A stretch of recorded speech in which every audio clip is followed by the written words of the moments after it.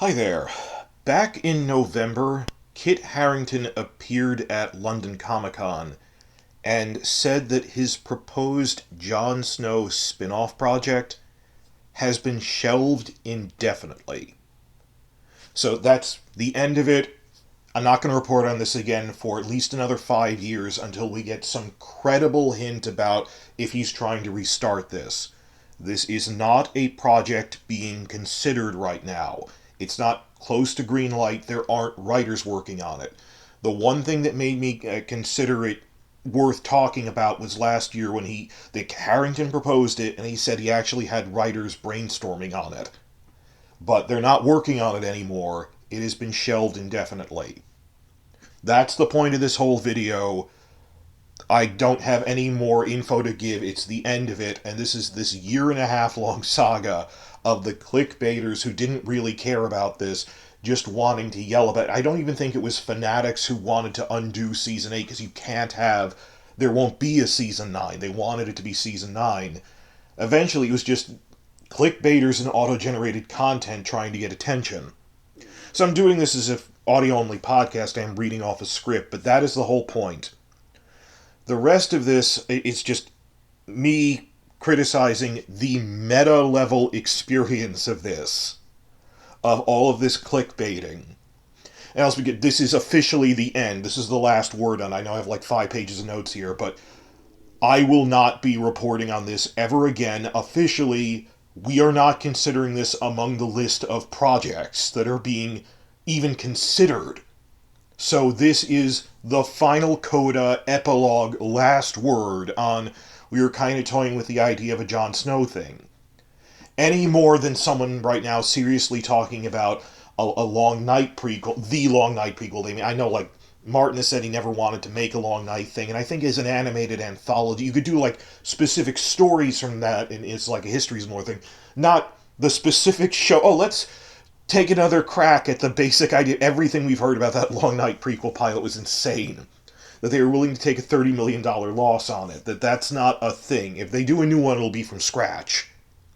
But particularly the Jon Snow thing, this is the end of that. And that how there's like...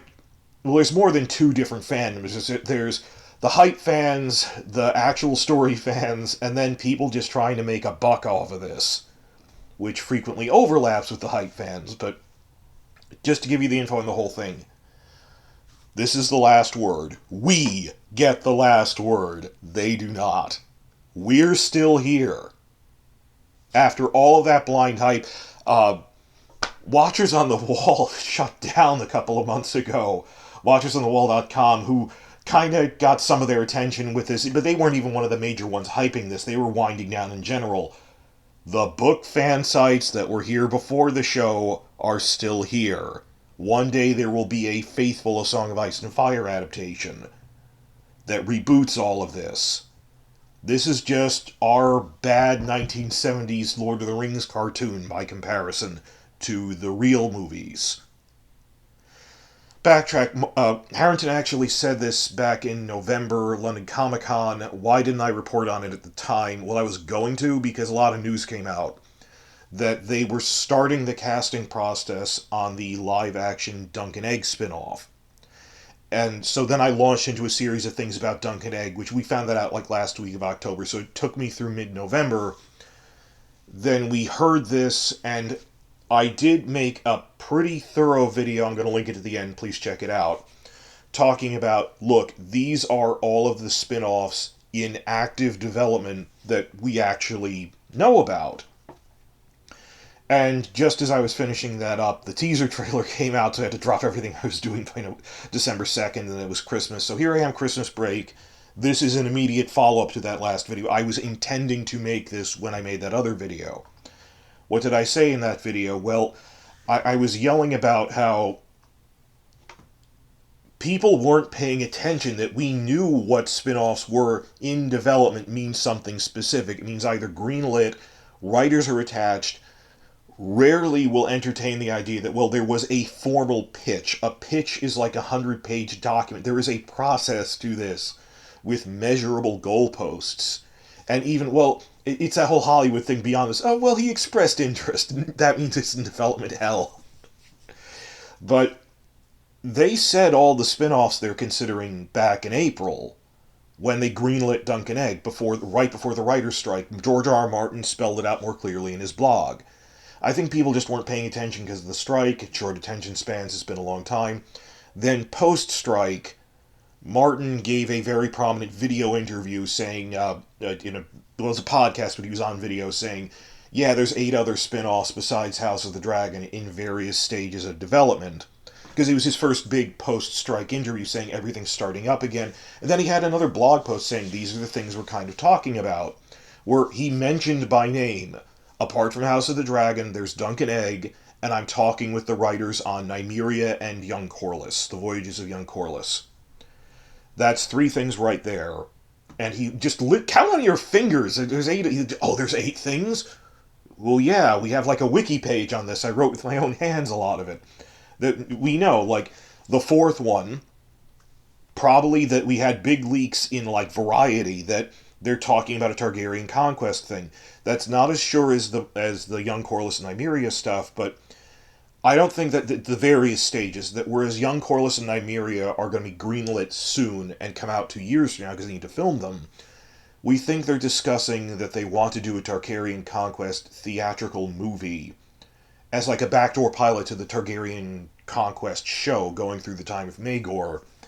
The running theory is they want to make a Targaryen conquest movie around the time House of the Dragon ends, for to launch the next phase of the franchise, like Marvel phases. That as the Dance of the Dragon story wears down, probably before the Regency stuff, but around 2028 or something, they're going to make a Targaryen conquest movie. But that was a reliable leak in Variety, so I'm pretty sure that's the 4th idea, Targaryen conquest. And then Martin has also said there's like 3 or 4 animated projects. So we've known of that list since April, so I had to make a thing reminding everyone he's not counting Jon Snow when he does that. And then there are other people, like major channels, who just weren't checking, going, well, is one of these Robert's Rebellion? No! Well, me, I wouldn't rule out animated. Maybe, we don't know what all the animated things are. They're not doing live-action Robert's Rebellion, particularly Martin has said he never would. But, like, is one of these first Blackfire Rebellion? I would like to see such a show, but that is not coming until, like, Phase 2 or 3. Like, not in the next 5 years, because there's only so many shows they're going to make at a single time. They can make... They're planning 8 things, yeah, because they're planning on a scale of 10 years. Look at whenever Star Wars has an upfront, and they mention 10 things, but then show a timeline and say we're talking about the next 6 years. Because you have, like, at most 3 big shows a year, spring, summer, fall. That actually, I have other videos talking about this, that actually makes sense, that they're saying we're talking about 4 live-action shows and 4 cartoons within the next 7 years. Alternating with each other, because they take a year and a half to make. That's how cinematic universes work. So I was really surprised that people were jumping on, is it first Blackfire? Well, not yet, they have to set that up. I think that'll come after the Regency show, just chronologically.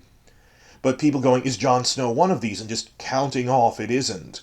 And like, the blog post Martin made post-strike, he mentioned Nymeria and Corlys by name. He has never talked about the Jon Snow thing since the first original leak about it, which surprised us all in June of 2022, 2 months before House of the Dragon started. Now, I've said this before, but to reiterate, the idea of a Jon Snow spinoff took us all by surprise, but even among the more serious book fandom channels, our general attitude actually came around to that because we heard it was specifically Kit Harington's idea, and we want to take care of the actor, even with the show turned to crap, we're not going to abandon the actors like the showrunners did. If it was specifically Kit Harington's idea, give him a shot. The showrunners screwed him over, and you could see the horror on his face and the table read and everything. We only know a fraction of the pressure they put on him. It turned him to alcoholism. I feel awful of it. I wish I could have helped. I don't know there's nothing we could have done, but just, I feel really bad about it. If this had been like HBO internally pitching it, it would have been insane, but Harington said, I came up with an idea and approached them with it. Okay, they screwed him over. I'm appalled by what happened. And if he wants to make like a character study project on his own terms, I go ahead and experiment with it as a gift to Harington, because we do care. We aren't a toxic fandom, we care. So, like, I'm not going to go name names, but like Star Wars projects, if like in the backlash, they did say they're actually going to try to make new stuff with Rey and the other sequel characters with new writers, and hey, give it a shot. But if specifically the actor said, I came up with an idea for my guy, I want to try it again, well, it's the actor, not the director, let's give him a shot. That's not really comparable to. There were problems with the sequel trilogy, but nowhere near what Benioff and Weiss did, where they were just running off to do movies, Star Wars movies, as opposed to the too many cooks in the kitchen of Star Wars. But point is, after the initial shock, even like book fandom websites and channels were cautious. We weren't like hyped for it, but we were give Harrington a shot. It's his idea. We support him. Like me, Red Team Review, Preston Jacobs, even Quinn's ideas. I saw saying that he doesn't really report on this that much anymore. But he said, I'm willing to see what he wants to do because it's his idea, and they really screwed him over. But we weren't ranting and raving about. I mean, we reported on it the first month or two it came out, but then there was no further news. So not that many big channels really were. I mean, within 2023, since House of the Dragon started, there was nothing really to say. I'm telling you, in case you haven't been paying attention, for me and for any of the leak channels I'm in contact with, or just other YouTube channels I've seen of substance, there was just that one leak, June 2022, a year and a half ago. No further information ever came out. Other than when he came out and said it was Harrington's idea, and it's actually pretty developed because he's gathering a team of screenwriters to work on it. So it did seem like more of a nascent pitch than just Harington had an idea. He said, I was getting screenwriters. That really turned my head. You have writers attached to this? For a while. But that has stopped now. For a while, I was, oh, there's writers. This might be a real thing. That has stopped now. Harington himself said in as many words in November at London Comic Con, the project has been shelved. And I'm not sure if they ever produced an actual script or if these were just brainstorming sessions with professional screenwriters or brainstorming sessions. That there is a difference between ideas we're considering, ideas we're brainstorming, then we submitted a formal pitch, which is a 100-word document, or we're working on scripts but waiting for a green light, which is the case for Nymeria and Young Corliss. And this was at most something being informally discussed. One other thing, this wasn't a leak, but a few weeks after that, one other little detail we found out was because the way the producer that works with Harington, the way he registered the project, he registered it as a limited series. And yeah, limited series often get a follow-up limited series, but this wasn't proposed as a giant 5-season thing. It was apparently, based on the category at least, a one-shot, one-season kind of thing. Not a sprawling, full-scale sequel, and I kept thinking it's probably a character study of just Jon north of the Wall. It's probably not having giant armies in it or stuff like that. But people wanted this to be Season 9 of Game of Thrones. I think that's faded quite a bit in the past year with House of the Dragon. So many people in the aftermath of Season 8 were so stunned that rather than accept the hard reality that they have ruined this show, and I was stunned when I realized that in Season 5 for like a year, and just switched into we need to criticize what happened, that the system is corrupt, we need to reform it, for the studio system, things that led to the strike. That there were just people, the wheels spinning in their mind because they're just in shock of, I can make a fix Season 9, and I kind of supported those as, when you write a Season 9, at least it's up until then, people were saying Benioff and Weiss could do no wrong, and if you're writing a fix Season 9, you're at least admitting Season 8 wasn't good. But that's generally agreed now.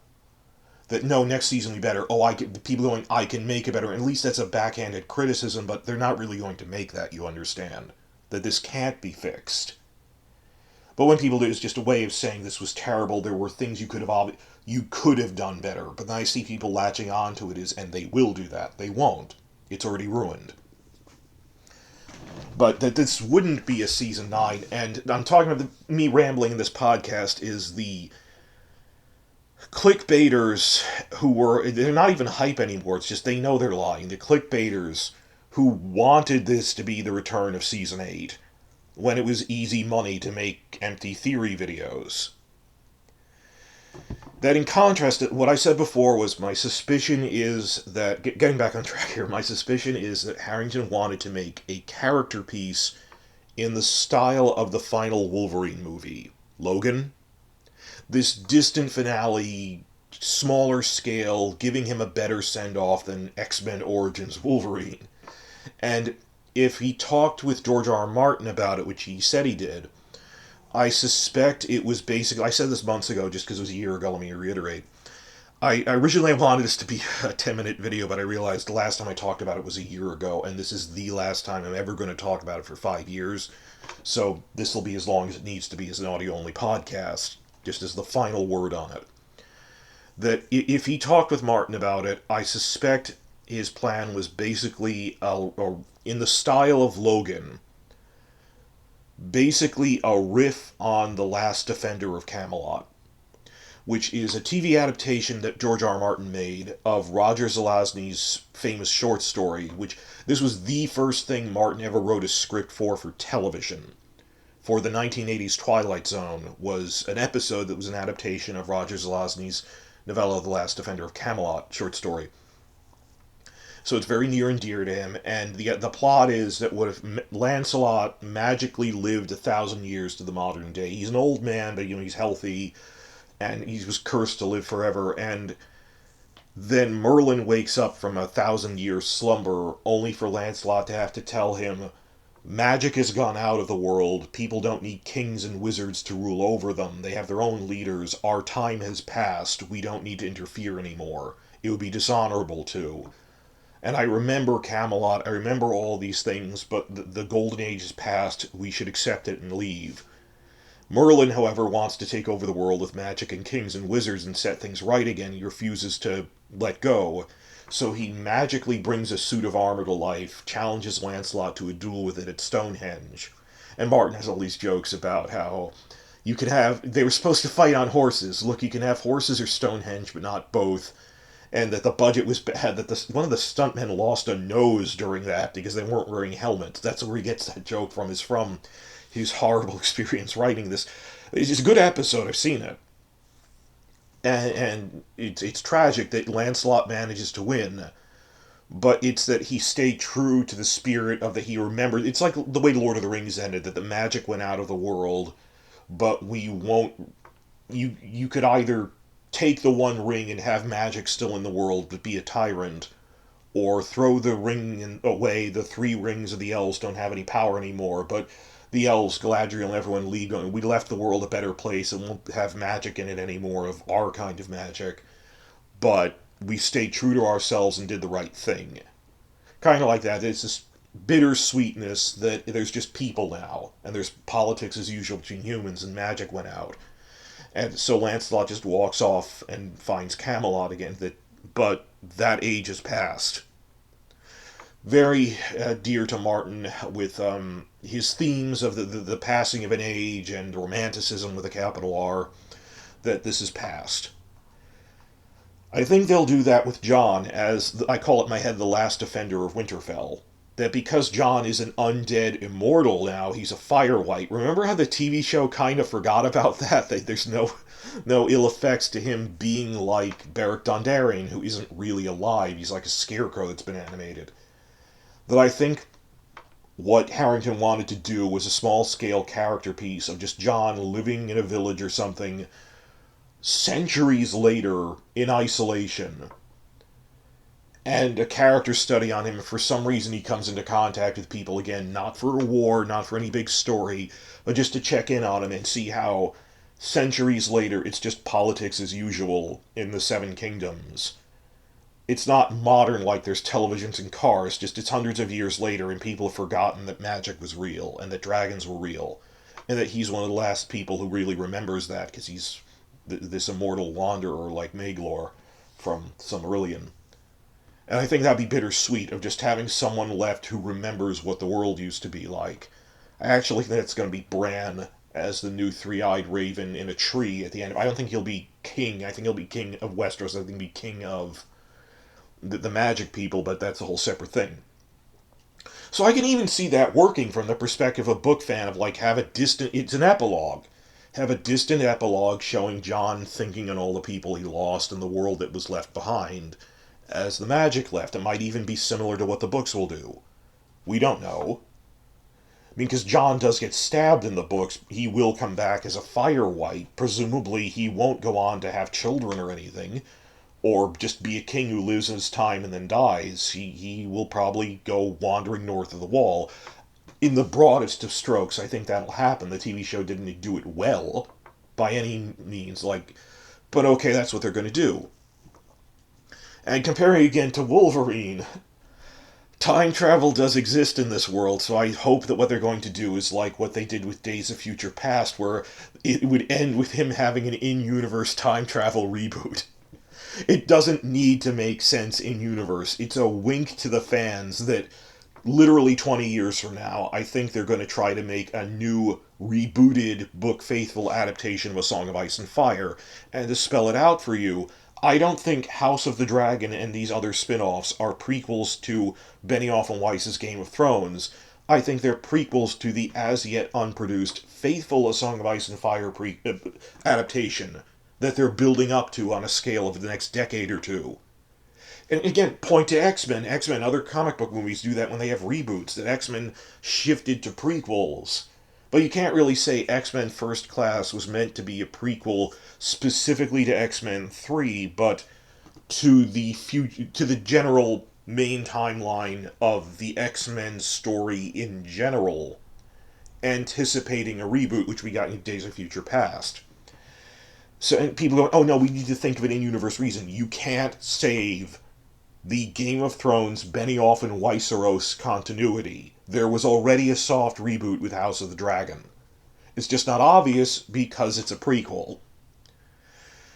But there's me yelling about that. But the point is, I actually thought, Harington doing this as like Logan mixed with The Last Defender of Camelot, loosely that the books probably will end with him living as a hermit north of the wall or something, just living out in the wilderness, might happen.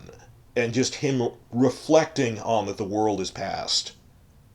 That's what I thought Harington would try to do.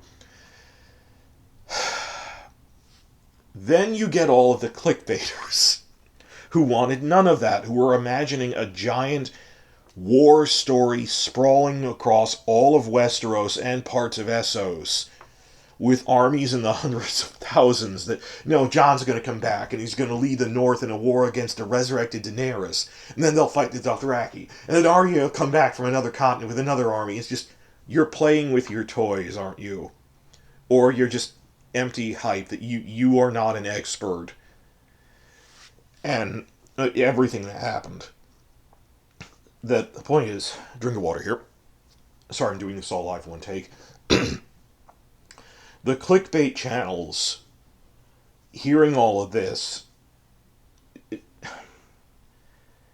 to me, this news from London Comic-Con is finally silencing a year and a half of constant annoyance from the clickbaiters going, yeah, there's Dunk and Egg, but there's a Jon Snow spinoff. That isn't news relative to a Dunk and Egg thing, because there has been no real news on it advancing since last June of 2022.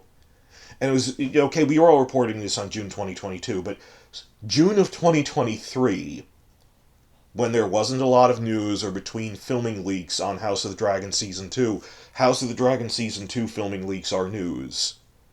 But when those weren't getting enough clicks, they try to force the algorithm with, what are you going to do? Will yourself to getting a video with 100,000 views again by making up fake Jon Snow spin-off leaks? They sure tried. Just whenever there was a dull moment, when they couldn't think of something else to do, and no, I have this brilliant idea. They'll resurrect Daenerys. You and everyone's blind uncle thought of resurrecting Daenerys. Have you thought of the repercussions that... I know, that doesn't fix anything. Even if she hadn't died, Season 8 turned her into a mass murderer. And because she did die, resurrecting her wouldn't undo that either. Her character was ruined. And people go, oh no, we'll bring her back. That solves it. By bringing her back to get revenge on Jon Snow. Our point was this was out of character.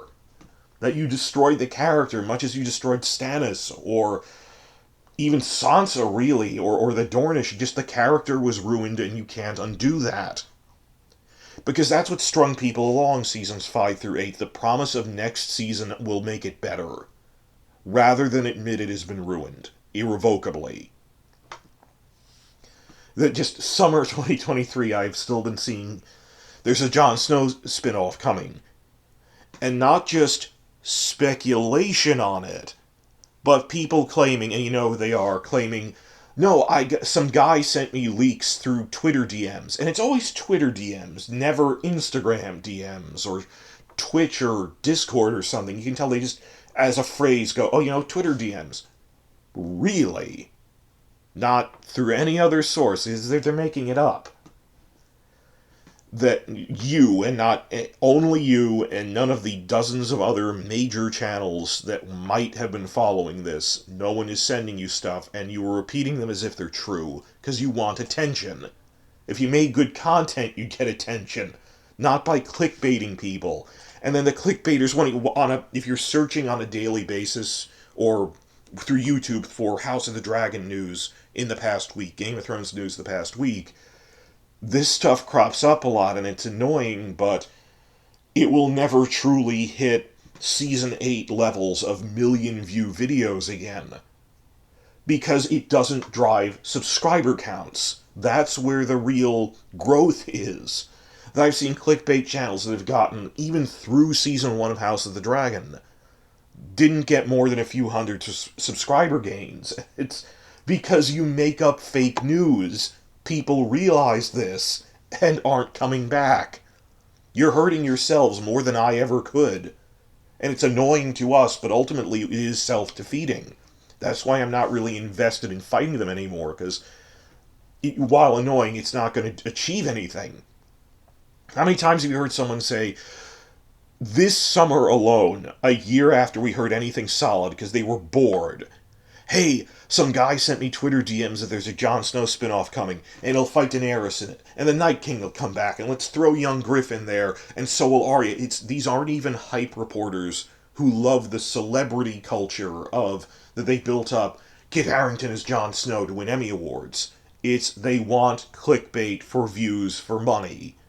And I'm not even seeing that many clickbaiters anymore. A lot of it is auto-generated content. There's been a lot of that this past year, unfortunately. The internet scammers are using ChatGPT to load up, like, Reddit or Twitter screeds or whatever random theories, and just mishmash them with keywords like Jon Snow coming back. And when you actually watch them, they're gibberish. They need to rein that in. But it upsets me on a meta level, because this is how seasons 5 through 8 happen, not just 7 and 8, 5 onwards.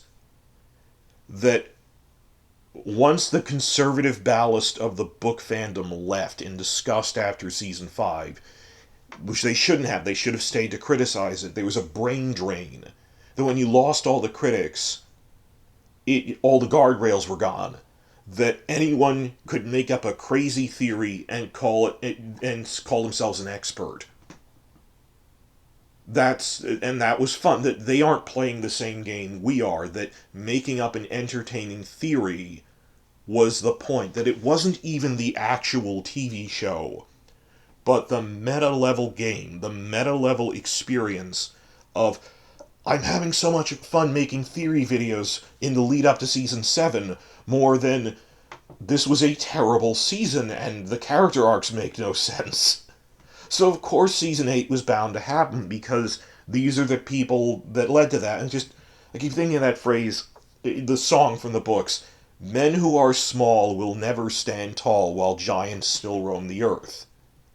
All the real experts of the book fandom wasn't joining in the hype because they knew it was bad. I mean, we were reporting on it, but the Preston Jacobs of the world, some other channels just left in disgust, or going, this isn't the books, this is, or Glidus or something with his piss takes, this is butchering the story.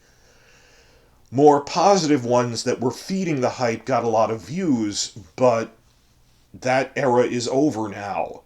We are doing adaptations of prequels. You can't theorize wacky theorization of how it ends with it's not just the fans, unfortunately. It's even the pop-up TV recapper blogs in the style of Walter. Everyone got a piece of this. Everyone got to be an expert by making up crazy theorization. That world died. It's over now. The adults are back in the room, and we can shoot down these crazy theories. It doesn't work like that anymore. There isn't an appetite for it anymore. That it isn't perpetually spring 2019, where you can make up any theory about the upcoming season 8 and get 250,000 views on your YouTube channel. And there's still a few holdouts who it's like they see this Jon Snow spinoff potentially as their chance to get that world back, when for a brief time, when the adults were out of the room, they could say, oh no, it's amazing theories, and we'll mash young Griffin there. It isn't the story of Jon Snow. Jon Snow doesn't exist anymore. He exists in George R. R. Martin's head. That a big bellwether of all this is, would you be open to a season 9 where every single cast member was recast with new actors? That it's technically part of Benioff and Wysseros, but Sophie Turner is not Sansa, someone else is. That someone else is an older Arya, someone else is an older Jon Snow. You wouldn't, because it wasn't a coherent story. And I've seen this with other franchises where people are tied to these specific warm bodies as the physical reification, embodiment of these characters, like late Lost, late Battlestar Galactica. The character has ceased to exist. This is terrible writing, or late Heroes or something. Like, if this was a cartoon, people wouldn't be as attached to them anymore, but somehow the meat bodies of these actors are playing them makes people really attached to it. Which makes me wonder just how much recasting the lead on The Witcher will hurt that channel when the actor leaves in disgust. I have so much respect for Henry Cavill for doing that, because he felt they were betraying the story. People are attached to these meat puppets, and you are not attached to the story. And the measure of that is if they recast them with other people, but said it's in continuity with Season 8. This isn't some different branching thing where, no, this is a branch off from the books as a co-equal story. It's incoherent. And I do believe that, like, the Lord of the Rings movies are a little different from the books, but they're their own thing, but generally there's the same story. This is not even a coherent TV show anymore. And, okay, I'm rambling a lot and my voice is tired. It's just, even the hype fans really stopped talking about this by this summer, because there was nothing more to say. And after House of the Dragon, I think a lot of their attention has moved on from the story of Jon Snow. Of Season 8. Like, when the book comes out, there'll be a lot of... When Book 6... We're at least going to get Book 6 eventually. I don't know about Book 7, but comparisons to, Seasons 6 and 7 were nothing like the real story that was intended in the outline, that they willfully abandoned. The only people I really see pushing this Jon Snow thing, it was so weird this summer. Whenever there was a dull moment, someone would feel so shameless as to make clickbait about some guy just sent me leaks about the Jon Snow spinoff again. And it's... Have some pride in yourself. You have no sense of shame. Of all of this whole video has just been me yelling about the meta level of, if even after all of the attention on House of the Dragon... I understand we were reporting this last summer, 2022. But if after House of the Dragon, it's no surprise, during a dull moment when they're not actively filming House of the Dragon, like last March, hey, I know, I'll get clicks by talking about a Jon Snow thing and pretending I have fake leaks or fake speculation. That world died and isn't coming back. I can't do anything to change that. It's bigger than me, it's already happened, it's gone. And...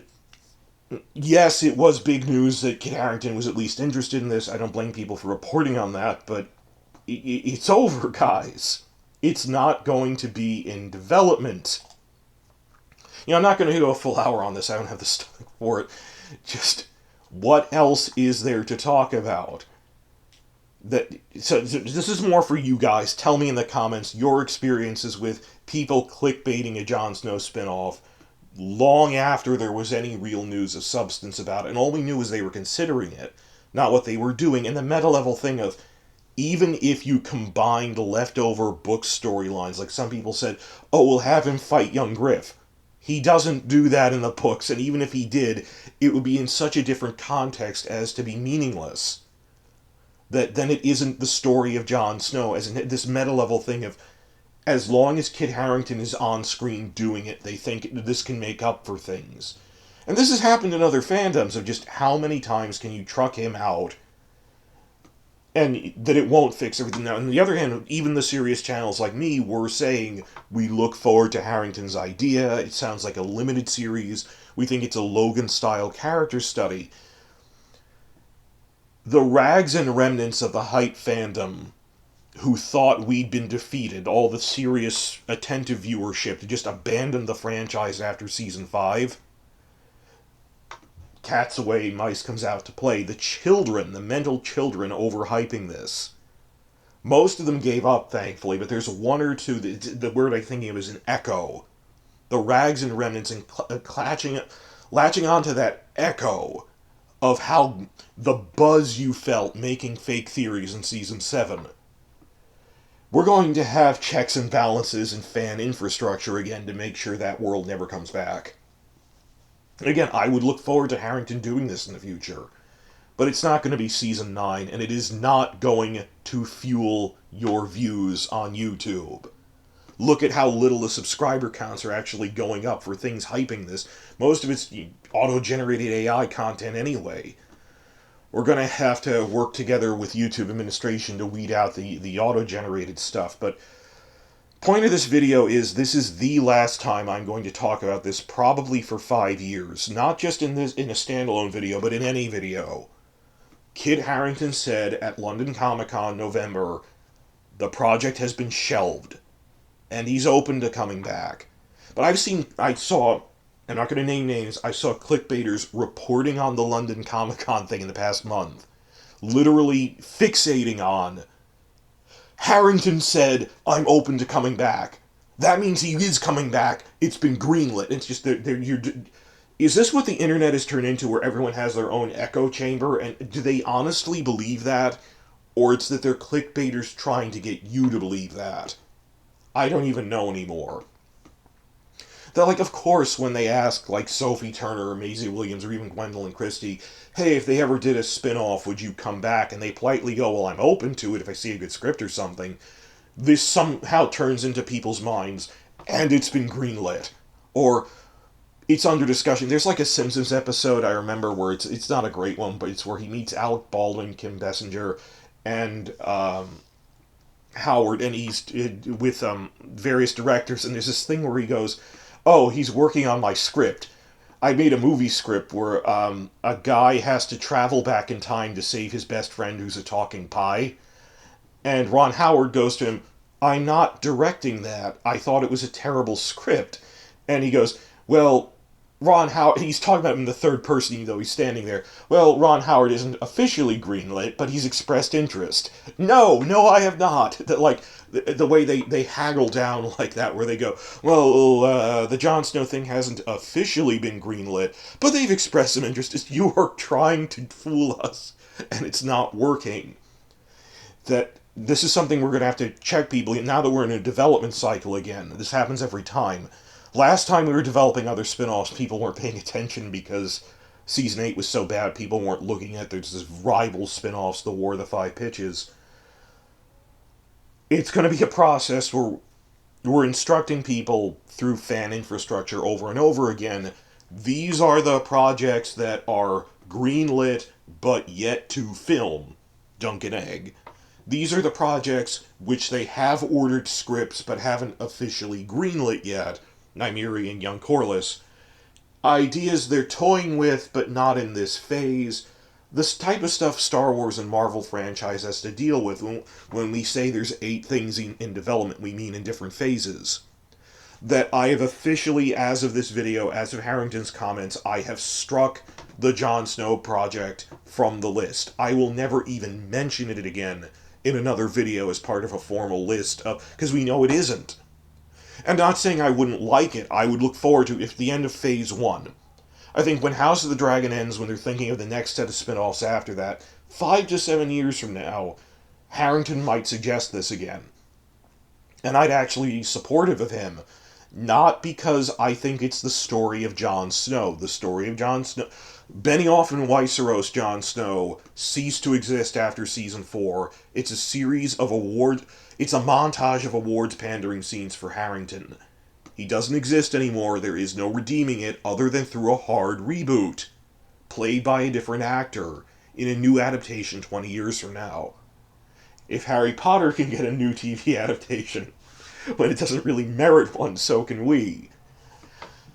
And because the studios are after IP now, after content, franchises.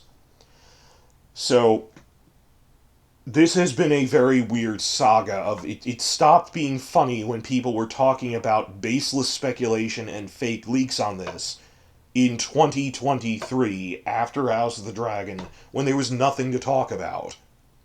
So I'm more looking forward to your comments below. I'm going to try to respond to all of them. Your feelings on this. Yes, I would like to see Harington do this. It's not going to happen for at least through the next upcoming cycle of 7 years. Maybe after that, if at all. Maybe 20 years from now. And I'd be open to it, but for all the people clamoring, I want an Arya spinoff, you want a Maisie Williams spinoff. If I told you we're going to have an older Arya played by another actress, you wouldn't be interested at all. Because HBO was actively feeding hype celebrity culture that we are building up. This is their business model. We build up the core cast members to pander them for awards because awards equal money, but they actually don't. That's why they got bought out by AT&T and then Discovery. And we're seeing in all those other behind-the-scenes Hollywood things, this was a wide-scale problem in the 2010s, and past 20 years, like with Lost, that was another thing where they were building up the core trio at the expense of the story or the other characters so much that it stopped being this... Flanderization is the term. It stopped being Tyrion, Jon, Daenerys. It is these actors being pandered.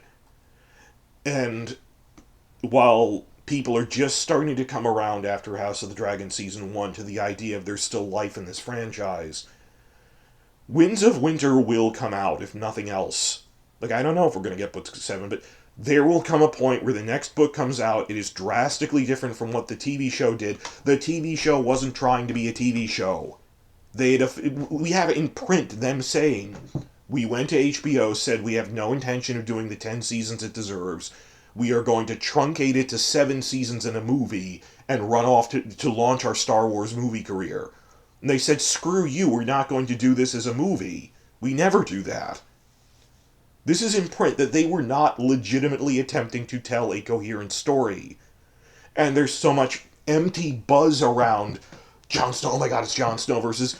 he's fighting the same battles, making the same brooding face, saying, I don't want it over and over again. The character has ceased to exist. It's a series of sizzle reel scenes to show off Harington. I think Harington himself knew that. I don't blame him.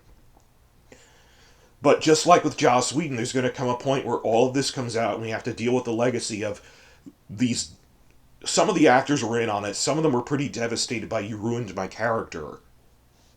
And I would like to see Harington at some time get his final say on it, passing the torch on to another actor who's going to do the book-accurate version. Like a Logan thing where there's a time travel thing or something. But anyone still talking about this, I hope people in the comments section in coming months or a year from now, hello, you in the future. I hope the Ukraine situation is going well. But in the future, come back here and please complain. Remember this video and come back to complain here because I'm not going to make another one. If you see another channel claiming to have a giant leak about the Jon Snow spinoff, when in a month from now, 3 months from now, a year from now, when with no evidence, when Kit Harington himself has said it has been shelved indefinitely. Unless Harington himself comes out and says something, that's different. But without formal confirmation, a behind-the-scenes buzz, there are people willing to shamelessly take advantage of you with fake leaks. This is the last word. All those hype reporters, the watchers on the wall crowd, where are they now? The book fan sites were here. The book fandom was here. We are still here. We were there at the beginning. We will be here at the end. We got the last word, and they fled into the night, tail between their legs. Sorry, I'm so hoarse. It's just I'm overcoming a bad cold. That's also why I'm so hoarse. But this is the last word on that Jon Snow spinoff. And I know this is long. Oh God, I'm 40 minutes into this. I don't want to go a full hour. I will not be including this again. If you ask in good faith in the comments, I'll go, remember I said Harington said it's done. It didn't work, at least in this round of pitches. Maybe it shouldn't. I kind of want to give him a shot. Think of how much of a distraction that was, by the way, in summer 2022, when we should have been focusing on the new prequel era. That James Hibbard, now at THR, thought to leak that, and he even explicitly said in his leak report, George R.R. Martin begged me not to tell people in public, but I feel compelled to report on it against his wishes. Never give that man an interview again. I mean, he admitted it, that you told him, do not report this. What more does he have to do to get them to stop treating him as the go-to guy? They don't really that much anymore. He was Benioff's carnival barker during Game of Thrones. Now, not quite so much, but he's still like the point guy for THR. Moved on from Entertainment Weekly, I guess, but Martin told him not to tell people, and he did it anyway, and it was a giant distraction when we were trying to focus on setting up a new prequel era. You had to... This almost, thankfully, didn't quite work. You made this huge distraction. And anytime we're trying to get people hyped up on, here's this really cool prequel era, hey, can we go back and do this other thing? No! No, that is not coming. That is irresponsible. So, I'm just so exhausted from this. My closing thought, I want to hear what you all say in the comments. Please consider any clickbait channels you've seen making empty hype about this in the past year, and particularly anyone who makes ridiculous claims about this now onward. That Harington has said publicly it's shelved, and without evidence. Just stop watching their channels. How much more do they have to lie before you realize this guy's just making stuff up? Unsubscribe if you already did. How much do they have to keep making up nonsense? Is it entertaining nonsense? This is an alien concept to me. Do you know these are fake rumors, but they're entertaining to you? Please answer that question in the comments. Just stop giving them this attention they don't deserve. Because do they know do they even go, oh, I'm doing it for entertainment? To me, this is news. And if you make up fake news, that's deeply irresponsible, and you should not be allowed to keep making stuff up. At a certain point, YouTube just tightened up their auto-generated content news. At a certain point, are they going to tighten up on, look, you're spreading fake rumors? That won't be too far off, because ChatGPT already does that. Just, when do you come to the decision, if you're new here, when I see that channel, I have to skip over it when I see it because it's gibberish, or... particularly because I'm pretty sure this is a voice synthesizer reading off ChatGPT. Just stop watching the clickbait. They don't deserve this attention. It is like this horrifying nightmare echo of the ghosts of the lead up to Season 8 hype fandom, who remembers a time when this set them up on high and they were giants. They are small. They are small men. And now the experts are back, and it's a rebirth of the book lore-based fandom.